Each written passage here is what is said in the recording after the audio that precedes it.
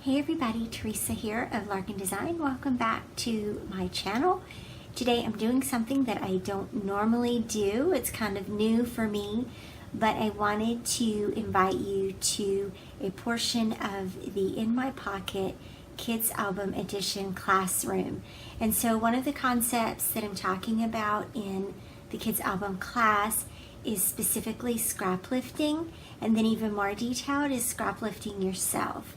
So what I'm doing in this video today is I'm creating a layout for one of my children, and then I'm going to take that layout in the classroom and scraplift that layout. And the reason why I wanted to talk about this concept and bring this concept into the classroom is because scraplifting is a very effective way to stay in the game, to stay inspired, to keep moving forward. And when you scraplift yourself, then you don't have to worry about stealing ideas from anybody, and it's genuinely your layout and your concept, and it can be a lot of fun. I also, for these two layouts, this one that you'll see today and the one that you'll see in the classroom, they are both inspired by a cut file that I used from the Cut Shoppe. I will link that cut file below.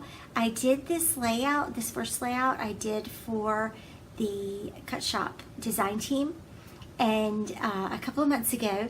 And so then today we're going to I want to share that process video with you, and then, like I said, you can see the scraplift version in the classroom. So I will link all of that below for you, the cut file, the link to the classroom. I hope that you will visit us over in the classroom and come and see what In My Pocket Kids Album Edition is all about. For this layout today, I'm not only using a Cut Shoppe file, I'm also using the Paige Evans Whimsical collection for Pink Paisley. So let's hop into the process now.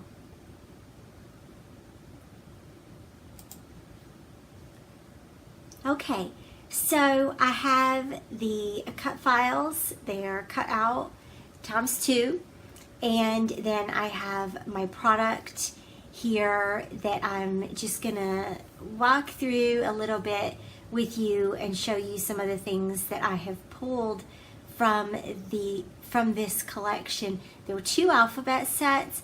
I had a favorite. That smaller foam alphabet was my favorite in that collection, and it might be my favorite alphabet ever. There was a multicolored on one side, and on the other side I believe it's pink and a little bit metallic, and it's really cool. So I have a photo here from Addison's birthday from 2018. He turned 15 and he wanted to visit a little cafe in Kernersville called Waffles and Whiskers. And so we did that for his birthday. And I'm going to just start with one of the sort of muted background papers from the collection, and I'm going to add just a little tiny bit of mixed media here. I'm working with Heidi Swap Shine, and so I'm going to just pour a little tiny bit into these little bowls and add a tiny bit of water to them so that they splash a little bit easier. And then I have no problems with going back and defining some of the dots and making sure that the dots look the way that I want them to. And then you'll see here, this is a little peek, that I am doing this on a second pattern paper and creating the background for the second page. And so this is just a quick little way to add texture to your backgrounds. It doesn't have to be perfect. It doesn't have to be really anything outstanding. It's just a nice way to add a little bit of visual interest to an otherwise plain background. And I'm just putting the medium the media around where the cut file is going to go. I'm going to put the cut file diagonally in the lower left hand corner, and so all of the mixed media is going around that cut file. So once I have the mixed media set aside, just a note about using the Heidi Swap Shine. One thing I've learned is that if you press down paper towels on top of it after you lay the paint down, then it won't be so, it won't make grease stains around it. I'm not sure why that is. I think that there's something in the drying process that happens with those Heidi Swap paints that makes them create a little circle around it. But if you pat it with a paper towel, then it won't do that, and you'll have the pretty colors that you really want. So I'm using the little 2x2 squares here, and this little geometric cut file is pretty cool. I really like geometric cut files. There's something about them for me personally that's just really satisfying. And so I used one of the pieces that was a cut off piece from the original cut file, and I'm just cutting around it from these 2x2s and just making it a little bit bigger than the little rhombus itself. And I'm laying them out sort of not exactly the way they need to go, but I want to make sure that I have the colors sort of balanced and make sure that it's that there's not, that all the purples aren't on one side and all the white shapes aren't on the other side. And I'm just laying it on top right now. And once I cut all these out, then you will see where I will, how I will adhere them to the cut file itself. And some of them I just had to draw around. I just draw around the shape with a pencil up in the upper corners where they didn't quite connect to the heart outline. And so I just trace around it in that case with a pencil and then cut inside the pencil lines to make it a good size to back with. And so you can see here that I'm just sort of trying to space things out and then trying to fill in the little gaps with some of the cut off pieces. And you can see those little pieces that are just cut from the 2x2 squares. And so really I just wanted to use up some of these little squares here. Those 2x2 mini paper pads, they're so fun and they're great. They're great specifically for this purpose. And then I felt like I had used a fair amount of those squares, and then I grabbed this little quilt patterned paper and filled in a little bit more with that paper. And so now I'm going to take a picture of what this cut file looks like without having glued it down yet. And then now I have that as a reference sheet to tell me where these things need to go. And it's not about putting it exactly back together the way it was, but really just about having an idea of where those colors went. You could make this take a really long time, but I just wanted the quilt effect and just wanted to make sure that the colors were sort of balanced around the heart. So once I've removed all of the little shapes, I'm gonna back this with just a square, a spare piece of cardstock, pattern paper, whatever, so that I can put down the adhesive. I'm just using my tape runner here, and then I'm going to start adhering the little pieces in. And I hope that I have edited this down enough. It did take quite a while. I'm not going to show you the whole process of adhering these all down, but I just hope that you'll get enough of an idea of how I backed this cut file. I know that that is some of the magic behind these cut files, and is exactly how we do it. So I wanted to take some of that magic out here and let you see that I have done piece by piece here. And so now you can see where it's almost filled in, and some of those smaller pieces around the edge, I adhered those, and then I'll trim them out once they're glued down, and that makes those smaller outside pieces a little bit easier to manage there. I just have like 1 or 2 little spaces here that are still left to fill, and again just trimming off with these scissors. Yep. And making sure that I don't cut the cut file as well.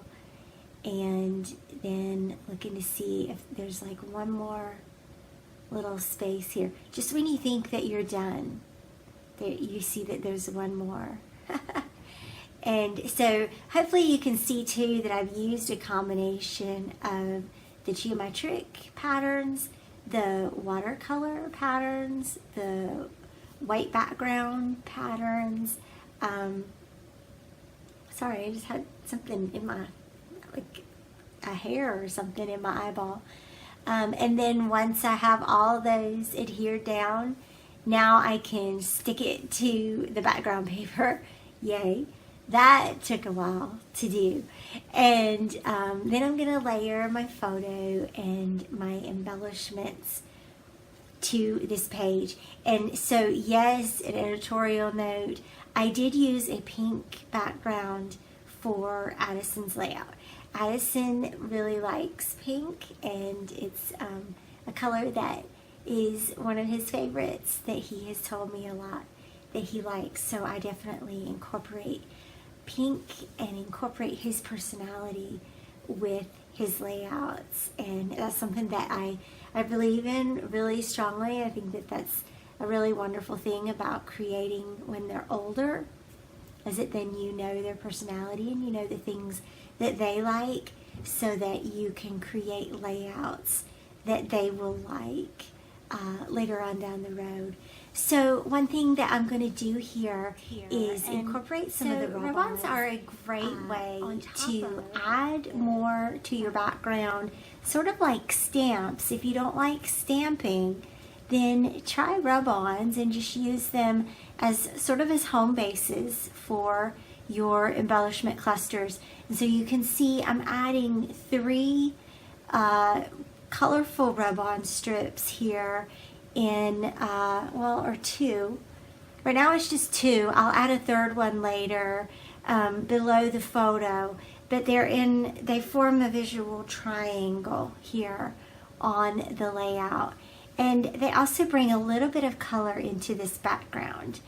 So once I have those put down, then I'm like just sort of figuring out how I want to embellish the photo. So I'm adding some stickers there onto the left-hand side, just directly over top of the cut file. And then I'm also adding a few clouds to those rub-on strips. And so again, those just become fun little colorful embellishment clusters, not heavy or overdone. The clouds actually make it look like the heart is sort of floating a little bit through the air. So it creates a sort of lighter feel, which is a great contrast to the heavier feel of the die cut or the cut file. So I really like that. And then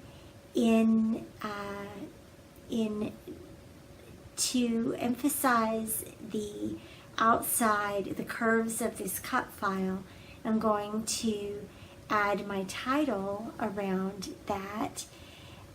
Just using these puffy stickers, and well, they're not really puffy stickers, they're foam alphabets. So I'm just gonna put hey Addison, happy 15th. It's his 15th birthday. This is from last year, from 2018. And again, with the pink, I love this alphabet. It's like the perfect size and the perfect scale, and it fit really nicely around this heart as well.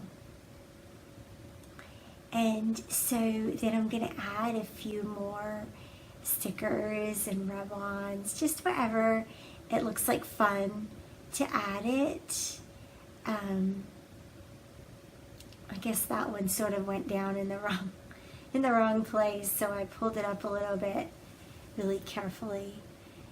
And then I'm adding one of these little tassel paper clips to the photo. And so those were fun to use, just because I wanted to. And you can sort of see here how the layout turned out. I still need to trim off the marketing strip at the bottom, and I'm just adding a few little enamel dots here. Those are the best enamel dots ever. They had hearts, stars, butterflies, flowers, and then circles as well. It's totally cool little sheet of enamel dots here. And then I'm going to do just a couple more of the rub-ons on the edges of the layout. And this, again, I'm just establishing a relationship to the edge here with these little strategically placed rub-ons. You could do the same effect with stamps again, but rub-ons are a fun way. They're a fun way to add something to your background. So I hope that this has been fun. You'll see here in a minute where I'll add that third little rub-on strip to the bottom. I hope that you have gotten to see putting this layout together and how fun it was. And then join us over in the classroom for In My Pocket Kids Album Edition.